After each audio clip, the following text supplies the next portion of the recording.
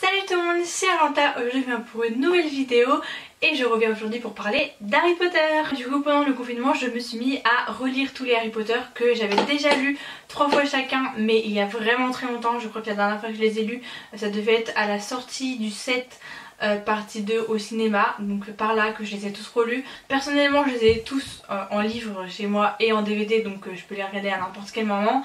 Mais bien sûr là c'était le rendez-vous du mardi soir pendant le confinement, donc je regardais tous les mardis. J'ai eu cette idée de vidéo parce que sur Instagram, pendant du coup la lecture des livres, je me suis décidée de vous partager les gros points de différence entre les films et les livres. Et n'hésitez pas à aller me suivre sur Instagram. Mon Instagram c'est ArlantaRandom et du coup vous aurez un peu la suite du coup pour Harry Potter 4 et les suivants en avance sur les prochaines vidéos, et évidemment tout ce que je partage en dehors, les photos, les stories, etc., etc. Donc voilà, je me suis dit que ça pouvait être un concept sympa. Évidemment comme il y a 7 livres ce serait beaucoup trop long, en plus j'ai envie de vous parler un peu quand même dans une seule vidéo, donc je vais faire ça dans au moins 3 vidéos, et aujourd'hui ce sera donc la vidéo sur les 3 premiers livres.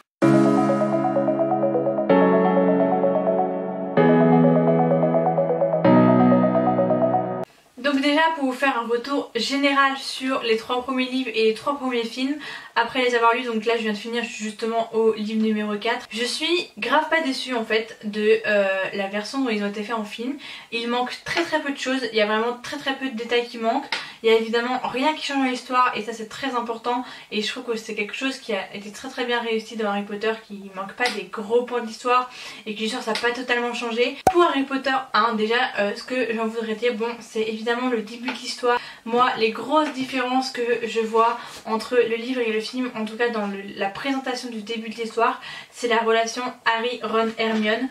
Hermione dans le livre est beaucoup plus exclue au début, c'est-à-dire que elle parle un peu chippie au début, il l'aime pas trop, mais du jour au lendemain il l'aime bien, vous voyez. Alors que dans le film c'est vraiment beaucoup plus long. Pendant vraiment une bonne grosse partie, en tout cas jusqu'à Halloween, ils aiment pas du tout Hermione. Elle fait que de venir avec eux, et en plus elle est décrite comme assez moche, elle est décrite comme avoir deux dents de devant assez proéminentes, les cheveux bouclés, pas très jolie en fait, c'est vraiment très intello de la classe. Et Harry et Ron, surtout Ron, l'exclut, enfin lui l'aime pas parce que parce qu'ils sont un peu jaloux aussi du fait qu'elle soit vraiment très première de la classe, etc. Et du coup Hermione essaye plusieurs fois d'aller vers eux et à chaque fois Ron il l'exclut un petit peu. Et il y a évidemment la même scène que dans le film concernant le troll où Harry et Ron vont aller sauver Hermione. Dans le film elle dit juste c'est Harry et Ron qui sont venus me sauver parce que j'étais aux toilettes, mais dans le livre elle ment carrément sur la raison. Elle dit qu'elle voulait aller battre le troll toute seule, qu'elle pensait qu'elle pouvait le battre toute seule, et que heureusement Harry et Ron sont venus pour la sauver et la raisonner. En fait elle remet en cause la manière qu'elle a de toujours penser qu'elle est au-dessus des autres et qu'elle sait plus de choses que les autres. Et du coup c'est un peu ce qui scelle l'amitié de Harry, Ron et Hermione, parce qu'elle peut aussi faire des bêtises, qu'elle peut aussi transgresser les règles, etc. Donc c'est vrai que la relation Harry, Ron et Hermione est beaucoup plus lissée dans le film, c'est-à-dire que ouais il l'aime pas, mais quand même dès le début il traîne avec elle, il se fasse juste à Halloween et puis après ça va mieux. Ensuite ce qu'il y a de grosses différences, mais ça c'est dans tous les livres, dans toute l'histoire en général, c'est les matchs de Quidditch. Dans le 1, dans le film c'est quand même assez présent, donc ça c'est cool, mais c'est vrai que on voit pas tous les matchs, on voit pas énormément de matchs de Quidditch, et très généralement quand on le voit dans les films c'est Gryffondor contre Serpentard, on voit pas tous les autres, alors que dans les films il y a une explication sur tous les matchs de Quidditch, et d'ailleurs certains que Harry doit rater parce que il est tombé de son balai, etc., et c'est pour ça qu'il ne gagne pas la coupe de Quidditch. Et d'ailleurs il y a même pas cette idée de coupe de Quidditch dans les films. Là il y a une coupe de Quidditch qui fait remporter des points pour la maison, et c'est vraiment beaucoup plus expliqué le système de points au Quidditch, qui fait que quand même pour que Harry attrape le Victor il faut qu'il fasse attention, parce que si l'équipe d'en face a beaucoup trop de points d'avance, s'il attrape le Victor ils ne vont pas gagner parce qu'il faut qu'ils aient 120 points d'avance ou quelque chose comme ça. On le voit dans les films, Lee Jordan c'est un perso black qui fait justement le premier commentaire du match de Quidditch, mais il est dans tous les matchs de Quidditch et ce personnage est vraiment très drôle parce que déjà c'est un ami des Weasley et ça c'est quand même assez important pour l'histoire de savoir que c'est un ami des Weasley parce que c'est cool, déjà on voit que les Weasley, je veux dire Fred et George, on voit pas qu'ils ont des amis dans le film, ils sont vraiment tous les deux tout seuls et en fait ils ont un ami qui s'appelle Lee Jordan et qui est vraiment leur super pote et qui est donc le présentateur de Quidditch qui est un Gryffondor et qui n'arrive pas à faire la part des choses encore plus quand Gryffondor est contre Serpentard et qui fait vraiment des commentaires très en faveur de Gryffondor, ce qui énerve McGonagall, même si évidemment elle est aussi pour Gryffondor, mais elle veut pas que le commentaire du match soit pas neutre simplement parce que le commentaire du match est censé quand même être un peu neutre, surtout que là c'est un commentaire pour tout le monde. Du coup c'est assez drôle parce que McGonagall lui tape toujours sur les doigts et lui il s'énerve quand Gryffondor perd des points, il dit que c'est injuste, il arrête pas de... voilà, du coup c'est quand même assez drôle cette histoire. Ensuite le deuxième événement qui est fait quand même de façon assez différente dans les films que dans les livres, c'est l'événement autour du dragon Norbert qu'Hagrid récupère auprès d'un marchand bizarre au chaudron baveur. Ce dragon il éclot quand Harry, Ron et Hermione sont chez Hagrid et Hagrid finit par s'en débarrasser en parlant à Dumbledore. Dans le livre ce n'est pas du tout ce qui se passe, en fait Harry, Ron et Hermione sont témoins de ça exactement comme dans le film, mais finalement c'est eux qui organisent dans le dos de tout le monde, c'est à dire qu'ils n'en parlent à personne, la récupération du dragon par Charlie, le frère de Ron. Et du coup ils doivent aller à la tour d'astronomie pour aller donner l'œuf à Charlie et tout ça en toute discrétion, sachant que sortir la nuit à Poudlard c'est hyper risqué parce qu'il y a Rusard qui rôde. D'ailleurs Rusard est beaucoup plus présent dans les livres parce qu'à chaque fois qu'ils sortent la nuit c'est la grosse prise de risque. C'est vrai que dans les films déjà on les voit beaucoup moins sortir la nuit que ce qu'ils font dans les livres et on les voit beaucoup moins se faire punir que ce qui se passe dans la réalité. C'est aussi pour ça d'ailleurs, il n'y a pas que Rusard, il y a l'histoire de Rogue, que quand on lit des livres on est beaucoup plus énervé contre Rogue parce que Rogue est toujours là au bon moment pour les punir. Et la seule encore grosse différence c'est qu'il y a une épreuve de plus pour atteindre la pierre philosophale. C'est une épreuve de potion.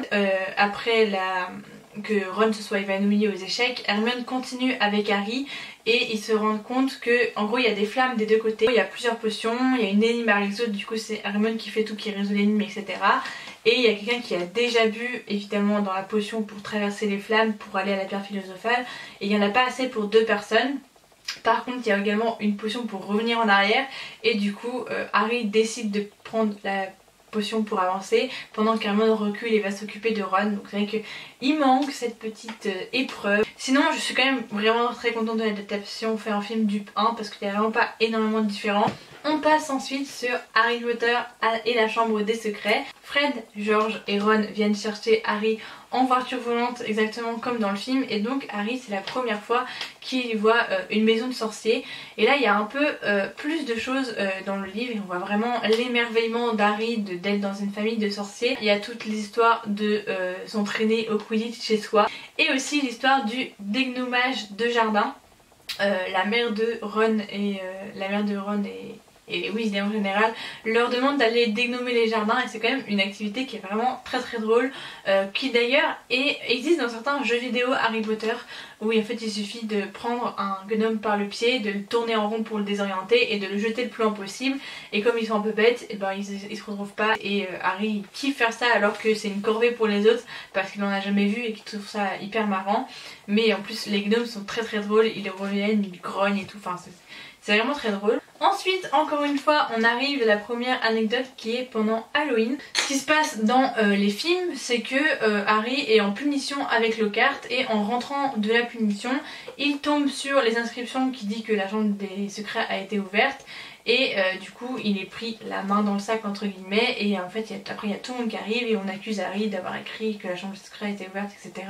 Dans les livres ce qui se passe c'est qu'il y a plusieurs fois, comme dans les films où Harry se fait prendre la main dans le sac, il y a la fois où justement Harry rentre de chez Lockhart et là Lockhart le défend, mais il y a également une autre fois en fait au moment où il était censé être au banquet d'Halloween, mais Harry, Ron et Hermione ont été invités par Nick Cadet-Sans-Tête à l'anniversaire de la mort de Nick Cadet-Sans-Tête qui est le jour d'Halloween. Et en fait c'est une sorte de banquet de fantômes. Harry, Ron et Hermione se sentent hyper mal, c'est les seuls mortels présents à cette fête. Il y a Nick quasi sans tête qui se plaint tout le temps de ne pas être accepté dans le club des chasseurs sans tête, parce qu'il y a un club des chasseurs sans tête et lui il n'est pas accepté parce qu'il n'a pas vraiment perdu sa tête. Et du coup à cette fête il y a les gens du club. D'ailleurs Nick quasi sans tête invite Harry parce que il l'a sauvé d'un pétrin, mais je crois que Harry rentrait d'un match de Quidditch, il a mis plein de boue partout, il s'est fait gronder par Rusard et Nick l'a sauvé parce qu'il voulait parler avec Harry, je sais plus, il lui a dit que c'était Pev, enfin, il a demandé à Pev de faire une bêtise et comme ça Rusard sauvé, il a laissé Harry tranquille. Que Harry comprend que Rusard est un crack-molle parce que pendant qu'il est dans le bureau de Rusard, il trouve une lettre je sais pas comment on peut ça, d'une entreprise de sorcellerie qui aide les crack-molles à retrouver la magie. Et du coup c'est quand même assez drôle, et en fait Rusard en voyant ça il renvoie Harry en le laissant tranquille. Et voilà, il y a aussi une histoire avec Nick sans tête, en fait je sais plus, mais lisez le livre, c'est vraiment hyper intéressant. Et du coup c'est la raison pour laquelle quand Harry, Ron et Hermione tombent sur la chambre des secrets a été ouverte, ils sortent du banquet des fantômes où ils étaient pas bien et en fait ils veulent essayer de rejoindre le banquet, mais ils se rendent compte que c'est déjà trop tard, que tout a été mangé et que ça va être la fin du banquet. Et c'est pour ça que dans les films ce n'est pas du tout expliqué, mais dans les films on voit Harry, Ron et Hermione qui arrivent, la chambre des secrets a été ouverte, et là toute l'école qui arrive d'un coup. Et dans les livres, dans les films ça sort de nulle part, alors que dans les livres c'est expliqué qu'en fait que le banquet venait d'être fini, donc toutes les autres personnes sortent du banquet et se retrouvent tous en même temps là où la chambre des secrets a été ouverte. Et d'ailleurs Rusard campe à l'endroit où Mystène a été attaquée. Ensuite encore quelque chose qui n'est pas du tout expliqué dans les films, mais avec l'ouverture de la chambre des secrets, l'école prend quand même des mesures où tous les professeurs sont obligés d'accompagner les élèves entre les cours, et également les élèves n'ont plus du tout le droit de sortir le soir, etc. Et ça plombe un peu le moral à tout le monde parce que tout le monde a peur, et Lockhart il arrête pas de répéter que lui il sait qui a ouvert la chambre de secret et que ça s'est calmé donc il n'y a plus de soucis, etc. Et il essaye de remonter le moral aux élèves pour la Saint-Valentin.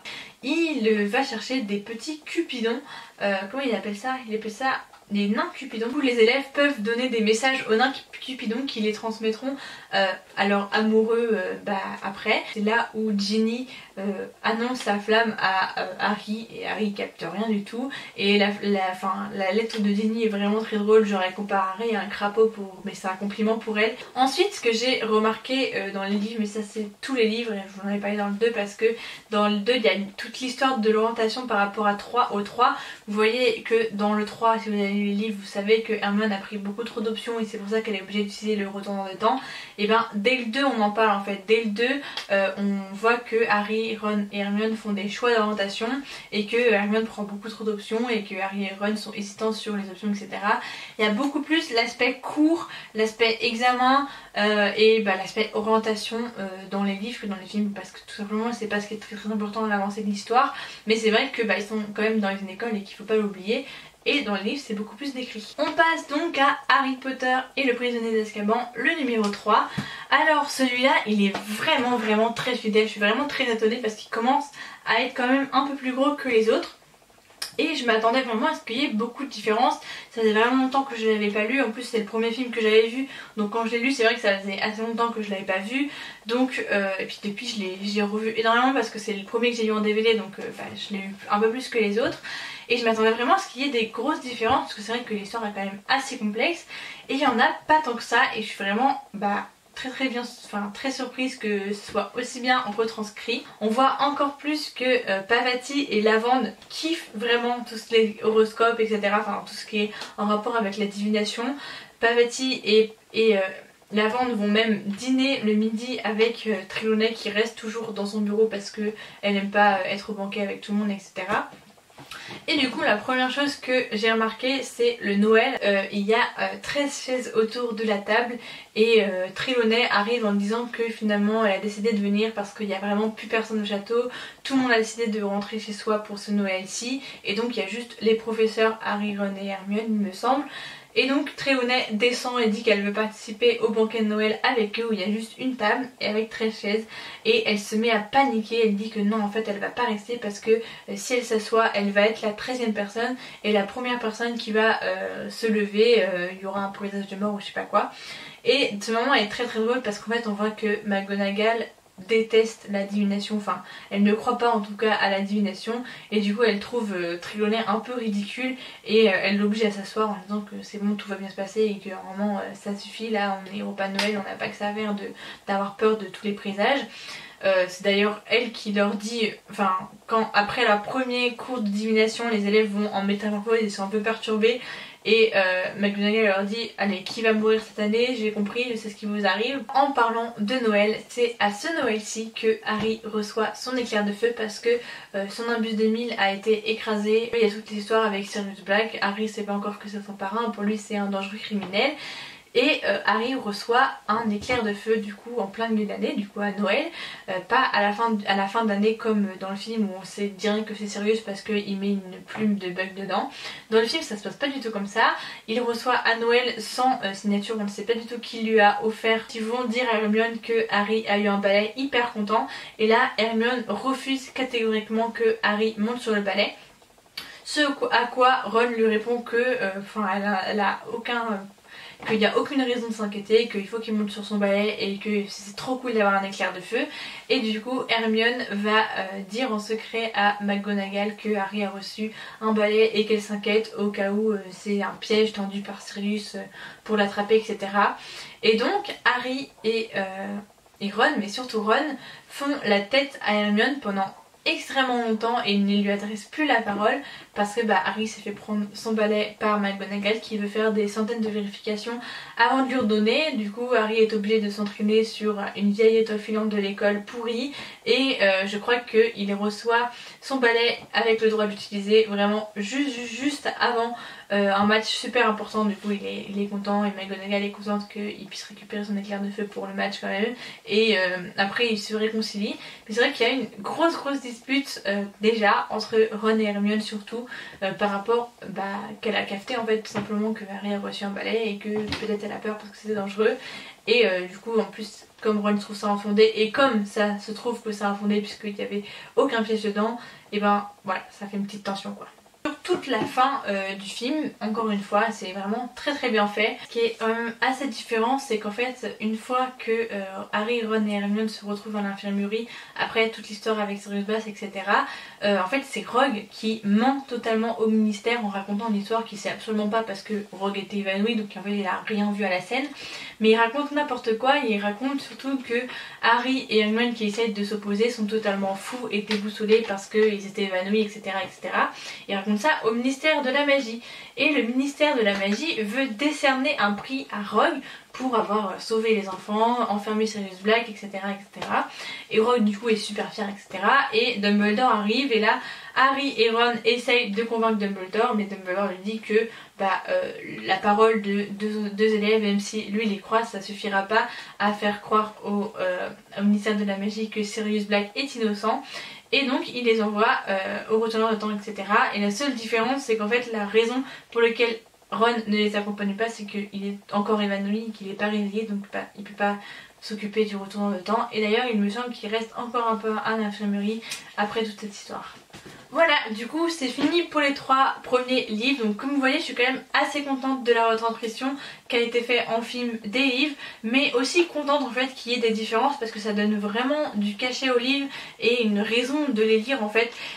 D'autant plus que vraiment J.K. Rowling, bon, je sais que c'est pas une personne extrêmement safe sur tous les sujets et j'en suis extrêmement déçue pour elle et extrêmement déçue qu'elle se remette pas en question, mais et c'est dangereux, il faut condamner les choses qu'elle dit sur les personnes trans. Ça, je tenais quand même à le préciser parce que en faisant une vidéo sur les livres Harry Potter en cette période où justement elle vient encore de raconter n'importe quoi, je tenais à préciser que même si j'adore son œuvre et que quand même je m'empêcherai pas de lire Harry Potter ou de regarder Harry Potter, etc.